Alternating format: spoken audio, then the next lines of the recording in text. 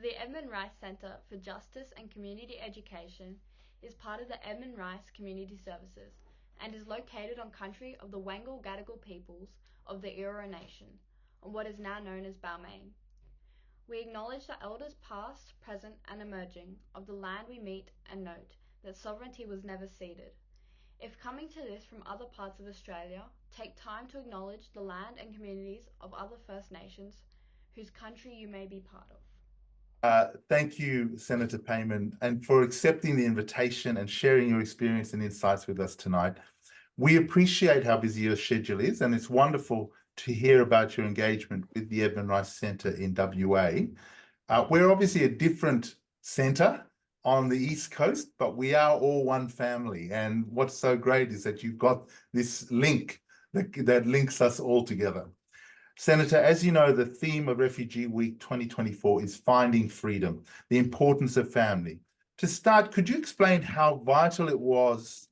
Could you share your father's experience as a refugee and explain how vital it was for him, for you, and for the rest of the family to reunite and live together in the same country? We're interested to know about your father's journey and to understand a bit more about how you all found your place in Australia, in Western Australia, etc. Thank you so much, Alopi. I'd like to extend a warm welcome to everyone. Good evening to all of you. Thank you for joining. And it is such a profound theme this year. I think every year during this week, it's a moment of reflection for me and my family that if my dad had not risked his life and jumped on a boat back in 1999, I would most likely still be in Afghanistan. I was born in Kabul, and at a young age, when the Taliban came back in power, I think this was probably 1998, don't quote me, we then moved to Pakistan, and I spent those early years there when my dad journeyed across the ocean in 1999 and found himself rocked up at the shores of Australia, this wonderful country that everyone spoke about, this land of opportunities. And it wasn't until 2003 where we were finally able to reunite. Dad was able to sponsor us over. But growing up at such a young age, not being able to see my dad in those formative years of my life, being away from him for about 4 years and just hearing his voice through the phone occasionally or seeing photos of him, that's all I could remember. That's all I could connect. And I remember when we flew over to Perth to reunite with my dad in 2003, it was such a bizarre experience. It felt like we had come home, even though I'd never seen Australia in my life. It felt like, reuniting with Dad, there was a sense of the whole family, it has come together. We've reunited. We're one again. And no matter where we are, as long as we've got each other, that's what matters most.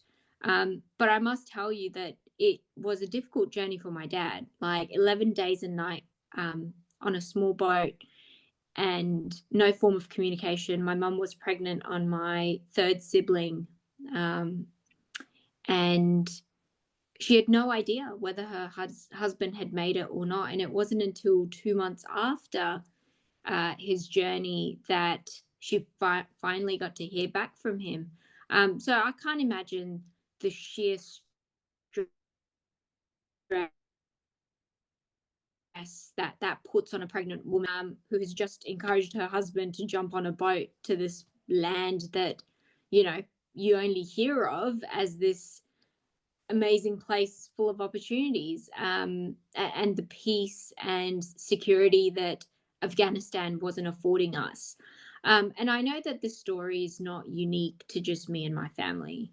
And I think the sheer fact that my dad worked around the clock is, again, not unique to him. I know so many families and parents who work extremely difficult. And this isn't just migrants, or as in new migrants, but I think everyone, every parent, every family, household, work hard to provide their children opportunities that perhaps wasn't granted to them. I mean, it's such an incredible commitment, and I guess sort of risk that one takes to make that decision to put everything on the line in some respects in terms of find a safe haven. And I think that's such an incredible reflection from yourself about your dad's journey, but also you as a family. Can I ask, what motivated you to enter politics, and what inspired your decision? And was it in any way linked to that experience that you've just reflected on? That definitely played a part. Obviously, growing up visibly different in a society that's predominantly, Anglo-Saxon white, it wasn't hard for me to feel left out in multiple occasions, from university days to days afterwards where you're minding your own business at the shops and someone yells at you and says, go back to where you came from. And you're like, why can't this be a place that I embrace as home, just like you? Like, I pay my dues, I contribute to the betterment and prosperity of this nation as much as you do. And I care about the interests of this country, because at some point we all were immigrants to this country. If you're not First Nations person, you were an immigrant. And I think that's a fact that we often sort of miss because we're a few generations, we've had a few generations raised here. But I think with politics, there are multiple factors aside from the representation and my passion for refugee rights and ensuring that everyone's equal, everyone's treated equally, especially those who are seeking asylum and who have risked their lives to be able to, come to a place that has better chances of that safety and security and peace. There were also things like inclusion and diversity shouldn't only be thrown around as confetti. Multicultural. We are a multicultural nation, but that needs to be reflected in as many diverse sectors that exist around us. So it shouldn't just be a box ticking exercise for us to just be like, oh yeah, we are multicultural. Oh yeah, we've got that one person who represents the person of color / faith / diversity, but rather actually embrace it and reflect on what that means in terms of our policies, in terms of the way the nation is moving forward. And I guess a few other reasons was after my dad's passing in 2018, and he was only 47 years old, like very young. I can't guarantee that I'll live to see 47. But what that made me realize is it's important to make the most of every single day. We need to live a life of purpose. We need to leave the world a better place than we found it. And just seeing my dad's generosity even around his friends, like whenever he found out something that would, whether it's a policy area or something that there's a government initiative, he would just spread the news. He would just be like, guys, get on top of this. I've tried this out. Like, why don't you get onto it? And so he wanted to share the love and prosperity around with everyone. He wanted to see everyone succeed in their own ways. And so for me, that was definitely a point of inspiration, where seeing my parents contribute so much to the betterment of our communities and society, I was like, well, how can I contribute as a young person who's passionate about climate, who's passionate about refugee rights, who cares about the way mental health is perceived in our society, and breaking down those stigmas, but also breaking down the barriers to allow people of various backgrounds to have a say in policy making decisions. And so through volunteering and my work with not-for-profit organizations, I stumbled upon Pierre Yang, who's the upper house member on a state level here in WA. And yeah, just sort of got involved volunteering for the party. I was always a Labor person through and through. I remember turning 18 and my dad was like, we vote Labor because, you know, they represent us. And one of the main things he said is they are good and kind and generous to immigrants. And I'll never forget that. In Dari, we say, how did he say it? Immigrants are referred to as Mojir. And so he would be like, this is a party that loves Mojirs. And I was like, great. Well, that's us, right? And so and so I guess what I'm trying to say is all those different parts of my identity led me towards politics, because it's a lot easier to just sit on the sideline and say, oh, we want this to happen, we want that to happen.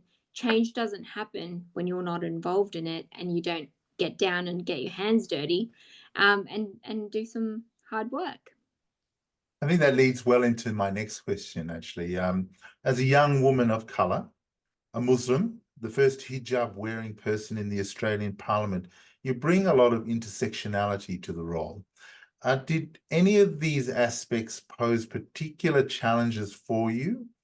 And do they continue to do so? And, you know, perhaps you could even reflect if there are about, you know, within having also worked with the Labor Party in Parliament as an advisor, you know, there were aspects there that were part of the history of the Labor Party as well that, you know, had to be navigated as well. Maybe there's some reflections you could have across all of your experience in politics. Thank you for that. Yeah, there are definitely challenges. We've got a long way to go, though we have come far. I think Australia 20, 30 years ago looks very different to the current Australia. You know, modern day Australia is very reflective of the diverse communities that comprises, you know, our communities. But in terms of, I guess, particular challenges, aside from something I guess everyone hears is imposter syndrome, where it feels like as a person of color and a woman in particular, a woman of color, woman of faith, looking visibly different, I always find that I hold myself at a higher standard and have to work twice as hard to ensure that I get the same outcome as my other colleagues / you know, counterparts. And it sometimes can be very debilitating and exhausting. And there's this sense of resilience that gets developed. You can see it as thick skin, which is great, but also there's this resilience where things happen and you just cop it and you learn to just deal with it and tolerate it. And that sort of being tolerant can sometimes, you know, normalize things that shouldn't be normalized. For example, so I recently got married, and my husband is a Welsh Australian revert, and it wasn't so. I've been, for the last few months, I've been receiving a lot of hate mail and all sorts of nasty like letters in the post and emails. And so me being who I am, I'm just ignoring them. Like, okay, this person, you know, is saying some really awful things. Mm-hmm. And it wasn't until there was the recent death threat that my husband was like, why are you putting up with this? Why are you just brushing it to the side? Like, this is a big deal. This needs to be called out. This is not Australian. This should not be normal. And it should never be normalized. Mm-hmm. So why don't you speak up about it and raise awareness? And he actually made me realize that, I guess, the refugee mindset where you're like, I'm so grateful to even be here. Like, this country has given me so much, but you forget that your contributions and your voice matters, and it needs to be recognized for what it is. And you shouldn't be copying things just to, I don't know, it's really difficult to try to verbalize just recent feelings of this constant need to be accepted and to blend in, because this is an experience that many immigrants feel like they just need to, and that's why I kind of don't like the word integrate, because it's, or assimilate, like it removes the cultural significance of and the diversity that people bring their own perspectives and views. And what makes the Australian identity is the diversity of our cultures. There isn't, one particular Australian way of life. No, I think those reflections are really important, Senator. And, I was thinking actually when you were talking about a book I read a few years ago by George Megalogenis that looked at the immigration experience in Australia and how Australia had always done better when it opened itself up to immigration and to the opportunity that represented to bringing in people from around the world, who brought all of that they did to this wonderful country.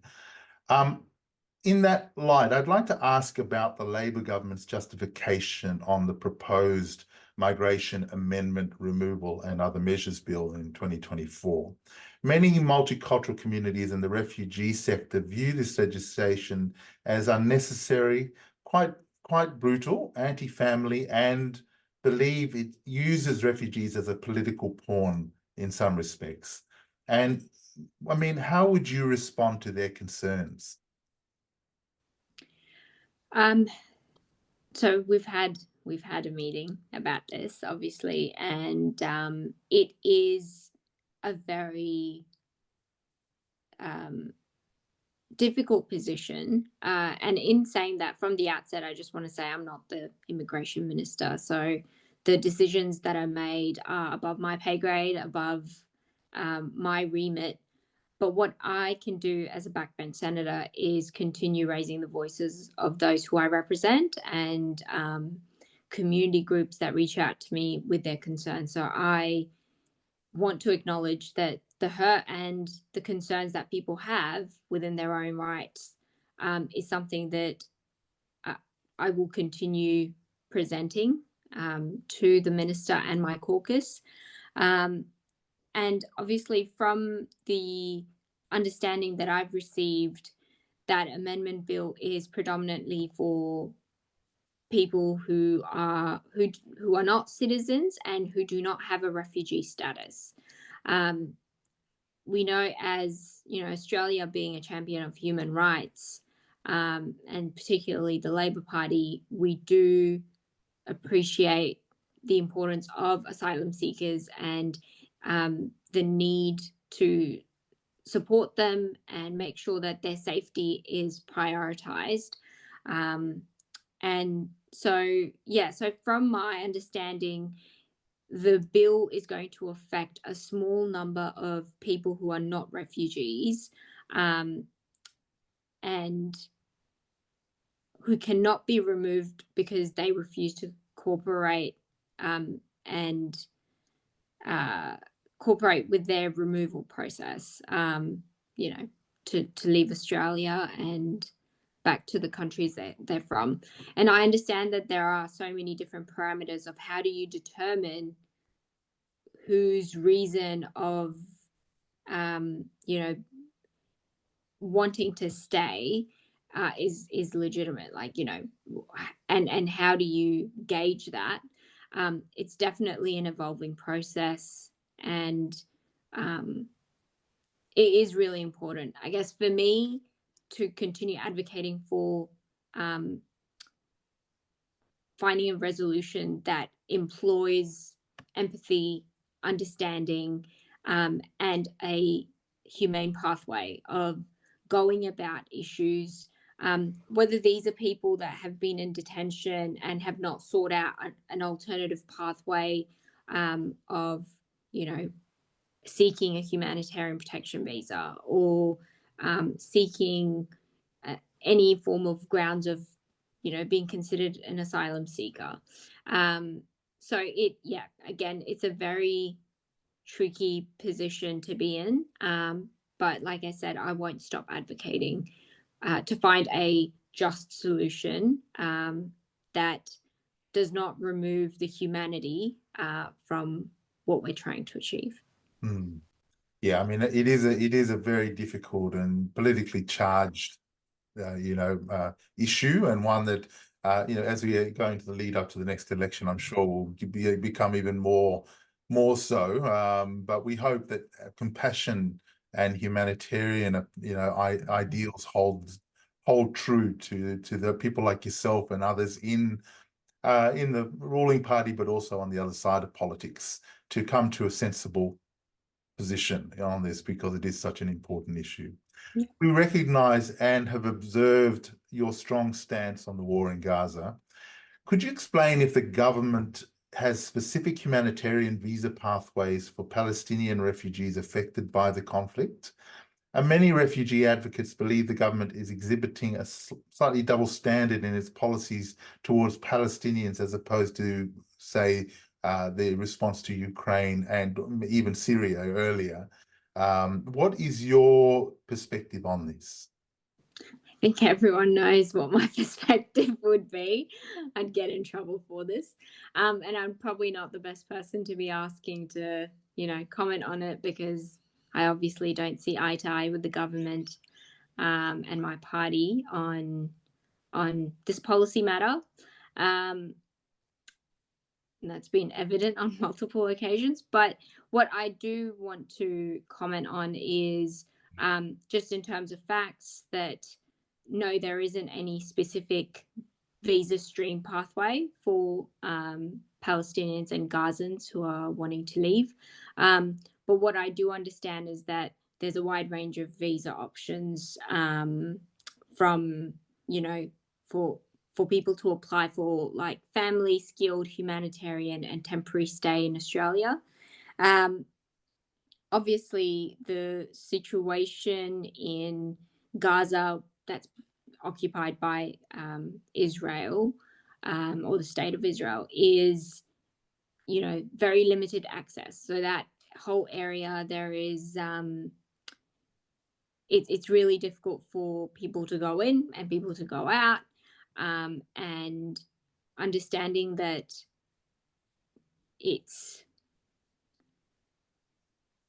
there is no one limited pathway or one fixed pathway of getting people out. So there are multiple streams, although in saying that, appropriate identity, security and character checks have been conducted, and sometimes it doesn't go through, and there has been quite a lot of scrutiny in the last few months in terms of visas being issued and then, taken back and rejected. So it's an evolving process, and I'll continue advocating from within my party, and we'll see where that goes. So my final question, and can I thank also Farid for putting together these questions. They're an amazing set of questions covering so much. You have a deep, and we will be throwing to, I should say, Senator Payman, to a few of our audience members. We've been collecting questions from them as we've been speaking on the chat, and I'll be putting a few of those to you if that's okay. You have a deep understanding of the challenges faced by those forced to flee their homeland and start a new life. As an inspiration to many young refugees, what advice would you give to those who are struggling and sometimes feel hopeless or helpless in the face of some of the sort of what seems to be unbreakable issues? Thank you for that question. My my message would be, don't give up. Like, perseverance is key.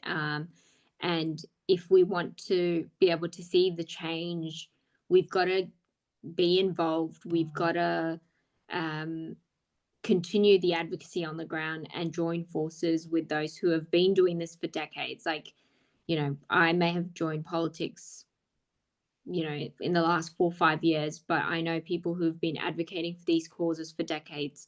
And it's important, the whole idiom of the squeaky wheel gets the oil. The more noise you make, and the more persistent you are with an issue, not giving up, and not losing faith. It does feel like you're hitting a brick wall. And if I had Harry Potter's magic wand, I would fix everything today, or hope that it would be fixed. But it's important that we don't lose sight that it's not just about the end goal, but it's the journey, and making sure we take people along with the compassion, empathy, and understanding, that, we continue fostering these relationships, because the amount of support that new migrants and refugees in particular need when they've relocated, going through all the trauma, the struggles and hardships of relocating, having to flee war, and to settle in an unknown country with a foreign language, foreign people, foreign culture. They do require lots of love and compassion, because it takes a while. I mean, it took us a while. I remember feeling very left out and constantly seeking that sense of belonging. So, yeah, it's very important. But perseverance, patience, and not giving up hope. Well, that's a great message to give to those who are, as like you say, trying to find their pathway through. We've got a few questions, if that's okay, Senator Payman. Sure. This one is, I think, from Kerry. It seems to me that Australia is in breach of our responsibilities under various international treaties and agreements we're signatory to. I'd be interested to know what the perspective is of our politicians on the recent ICC responses to the South African case regarding Gaza. Thank you, Kerry. That's a very important question, but also a question that I cannot be speaking on behalf of all the other politicians. We've seen in the past few weeks and months, rather, how this catastrophe has been politicized, and it's been conflated with the weaponization of anti-Semitism and Islamophobia to extents that, is causing a lot more division in our communities, than actually bringing us together to find a solution. Like I said, I can't speak for all the politicians, but my hope is that, I know that as Australia, we uphold the sanctity of the ICC as an independent body that will, assess cases and through deliberations come to a conclusion, and hopefully, from my understanding, it can take years. So I don't know how soon we can come to a verdict. But yeah, we've seen the astounding support for South Africa in their struggle to ensure that this case goes through and there is transparency and accountability when this is being deliberated, that's free from any intimidation. We've seen what the ICJ has, you know, the whole court process and hearings there. So it is important to uphold these international institutions that are to hold countries and states and governments to account for their actions and ensure that they are upholding international humanitarian law. But yeah, it would be interesting to see how it plays out the next few weeks to months. We have another question from the floor. If someone is in Gaza and may well soon die, surely they have a right to be classified as a refugee. Why is this not the case?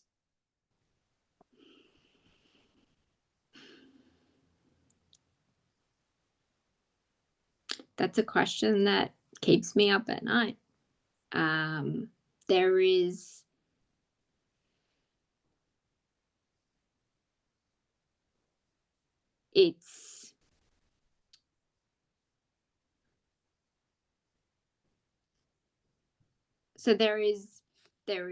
Gazans and families that we've met here in Perth, for example, that I've met with, who want Palestinians' right to self-determination and liberation, and they want to see an end to the suffering. They don't want to have to leave Gaza, because if each and every one of them leave, then that's just extra land for Israel to expand its settlements. But the fact that they are holding on to whatever they've got, the IDF's control of that strip is beyond comprehension. What we've heard from humanitarian organizations calling it the world's biggest open air prison,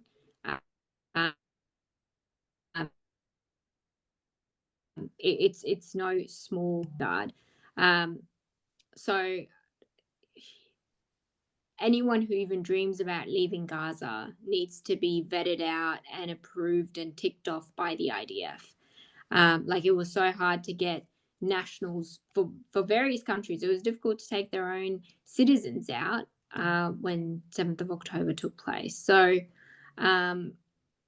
it's the situation's dire. We need the genocide to stop and the ceasefire to be implemented, and for there to be a viable solution, because the way it's going, violence hasn't been the answer.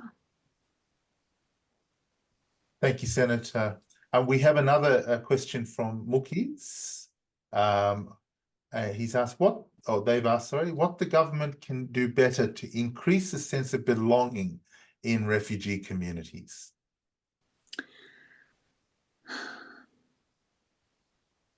I think I would throw that question back at the community and perhaps at Mukhlis. What are things that we can do better? Because, you know, any government that comes in, whether it be Labor or Liberal,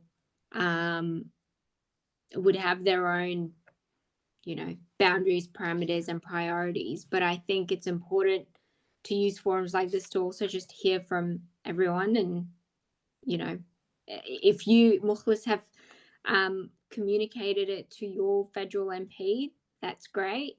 But I think what we can do to increase that sense of belonging, one of the things that I've come across talking to various settlement services and advocacy groups is programs and support services that are catered to particular cultures, and for them to be culturally and religiously sensitive, for example, because that goes a long way. When you have somebody who speaks your language and is able to greet you as soon as, you know, you arrive in Australia, that has a very welcoming and long-lasting impact than if you are, you know, your first encounter is very difficult. English is your second language, obviously, or even third, or you don't know any word of English. And so it can be quite confronting. But if we can also just have various information pathways, because a lot of refugees struggle to understand the legalities and how to navigate. It's already difficult for us to navigate the various platforms for whether it's, I don't know, Centrelink and social services, or whether it's NDIS. Like, those systems can be very complex.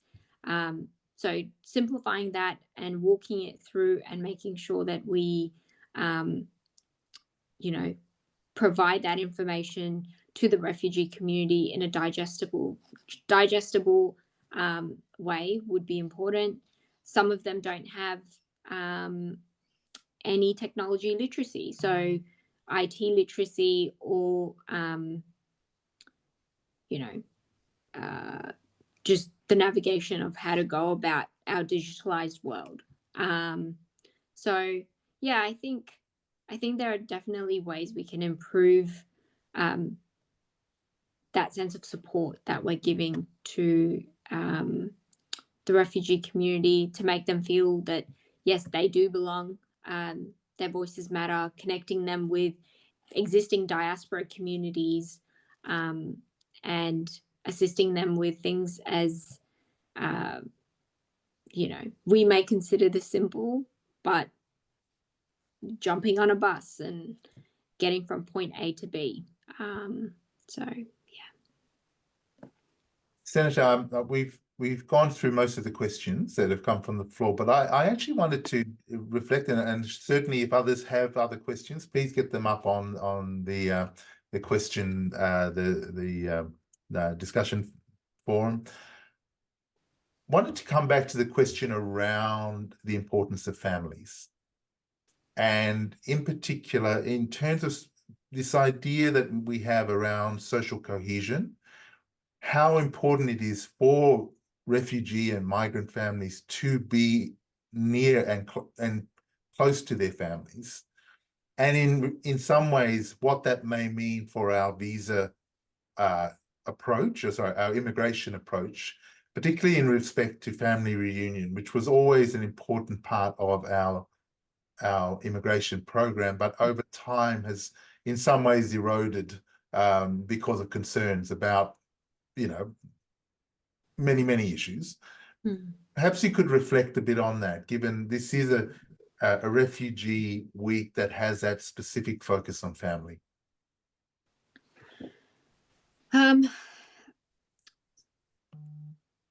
Finding freedom and the importance of family, I think that theme encapsulates so much that, yeah, you're right. The systems that are currently in place are not optimized at their maximum potential.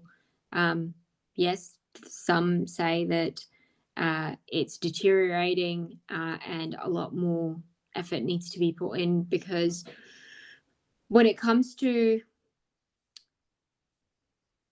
reuniting families and the impact that has, I mean, we've seen with COVID, for example, like, yes, a very small example that impacted us here in Australia, yes, globally, but the effects here in Australia was we saw the rise and spike in mental health impacts. So imagine that for those whose visa's been in limbo for the last 9 years, weren't able to see family, weren't able to visit family weren't able to visit them. Like, it has a mental toll on anyone and everyone, and I think we mustn't ignore that that fact and take it for granted. A lot of the refugees that have come here have risked their lives, and a lot are doing it so that their family can have a better life. Maybe their family's under threat or persecution, and to be able to not just reunite them, but even allow family to come visit. Like, I know of families that, in the last 9 years, they were able to bring, their parents from, say, Pakistan, to visit for a few months. And then later down the track, we're not able to, request for them to visit, and those visiting visas would be rejected. So it's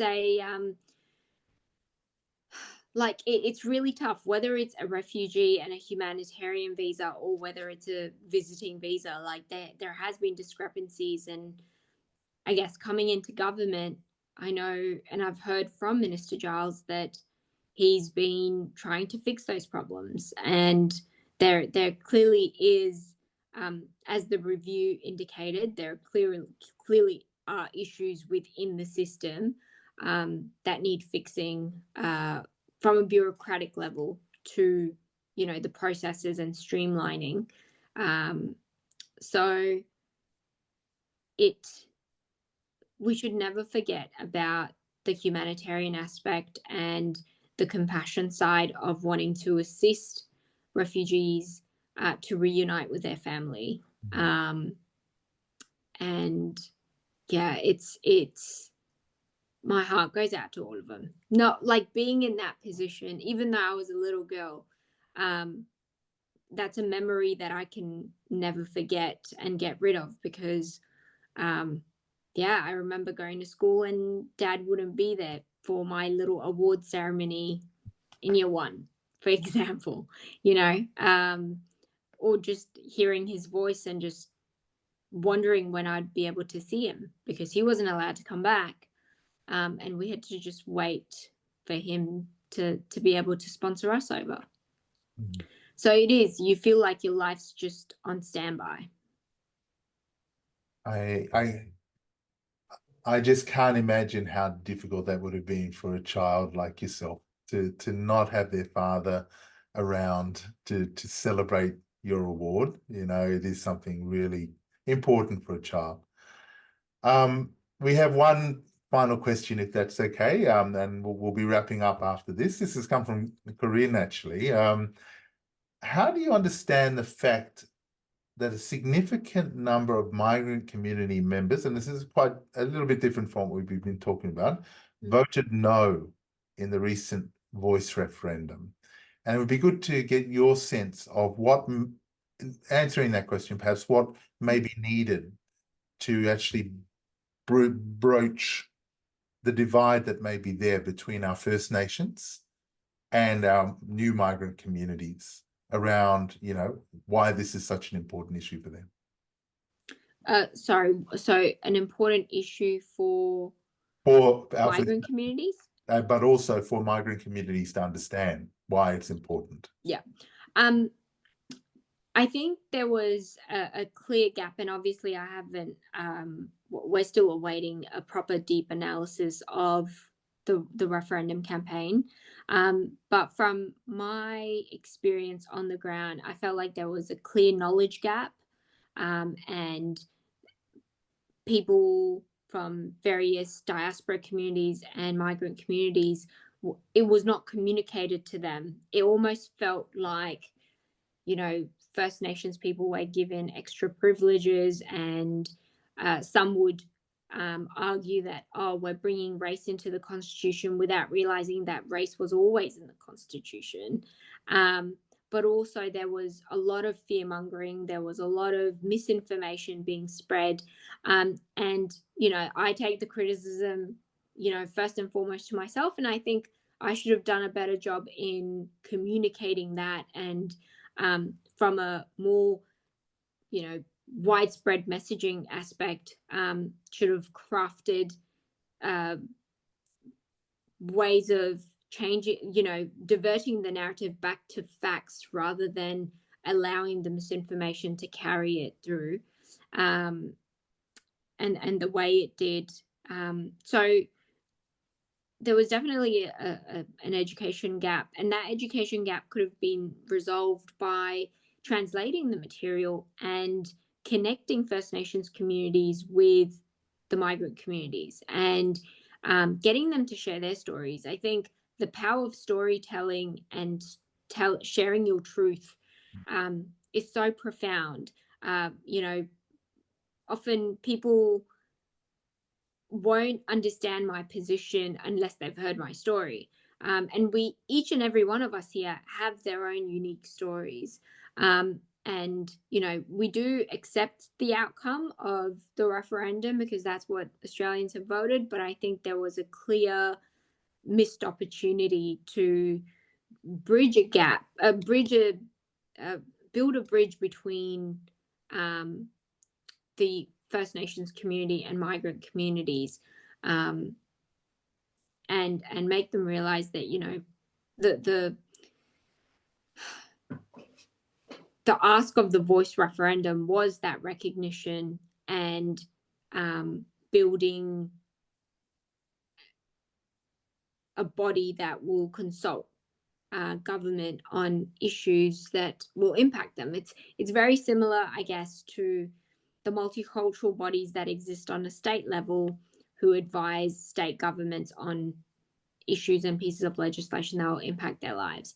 I'll need to look into whether there are other boards that are reflective of other advocacy groups, for example, the refugee groups, which I don't think currently exists, but I would imagine that those conversations would come up from those migrant and multicultural roundtable discussions with ministers, for them, you know, for those community leaders to raise that these are serious issues that their communities are passionate about. So yeah, there's heaps of lessons from the referendum, and it just indicates to us that there's so much more work to still be done on the ground. Well, thank you, Senator. I think that's probably, we've taken so much of your precious time, and it's been such a wonderful conversation. I'm sure everyone on the call will be in agreement that you bring such a rich vein of wisdom, despite your youth, to your role. And, you know, it is something which we are blessed to have representatives like yourself coming through. You know, it's often we're quite jaded about our political representation, but to actually hear from you tonight has been an absolute pleasure. I've certainly learned a lot, not just about your journey, but about, you know, many of the things you're thinking about and thinking very deeply about. So without further ado, if people would want to silently clap with their Zoom clap, you know, you're very welcome to. Wonderful. I'm going to be cheeky and ask if it's okay for me to take a screenshot, and I would love to post this on my socials and say I had an awesome chat with you guys. So if everyone can, yeah, turn on your camera if you'd like, give me your biggest smile, and I will take a selfie in 3, 2. Oh, I'm waiting for a few more. Okay, 3, 2, 1. So Refugee Week. Refugee Week. Excellent. Done. All right. Fabulous. Thank you so much once again. We can share that on our social media as well, Senator. Thank you so much for your time. Thank you, Corinne. Thank you, Fareed. Thank you very much. Take care, everyone. Thank you. Lovely meeting you all. Have a great day. Yes, and Bye. thank you, Senator. And before we finish up, everyone, we do have our end of year tax appeal. If you're able to donate, feel free to get onto our website and make a small donation. All of that helps us to do the sort of work we're doing and to get the sort of people like Senator Payman on to talk to us about some of the big issues that affect the world in social justice. I've put two links in the chat, so I've been onto it. I definitely second that. I 100% hands down support Edmund Rice and all the work you guys do because it's paramount. So thank you so much. And yeah, it's been an absolute pleasure. Okay. Thank you. Good night, everyone. Bye-bye. Good night. Bye-bye. Thank you.